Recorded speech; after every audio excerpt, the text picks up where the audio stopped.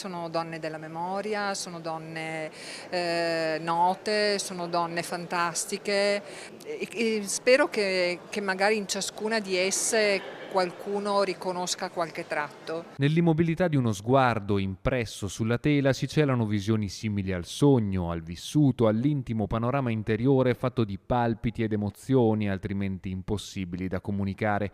È un viaggio misterioso alla scoperta dell'emotività femminile, connubio di silenzi e voglia di gridare al mondo il proprio essere, fatto di promesse e orizzonti, quello custodito nei ritratti della bellunese Roberta Cadorin, a cui fino al 25 gennaio è dedicata una mostra personale ospitata a Palazzo Crepadona a Belluno. In qualche modo comunque lo sguardo di una donna può apparire magari delicato, però l'intenzione è comunque quella di sottolineare il fatto che la delicatezza non è fragilità, ma restituisce appunto un universo sfaccettatissimo e poliedrico di ciascuna donna. La mostra anticipa l'appuntamento con la rassegna culturale di Oltre le Vette, da 29 edizioni il riferimento per la cultura di montagna e l'alpinismo nel bellunese. Tema centrale di quest'anno, la neve. Neve con il punto di domanda. Perché con il punto di domanda? Perché anche in questo momento soprattutto la neve porta molte riflessioni.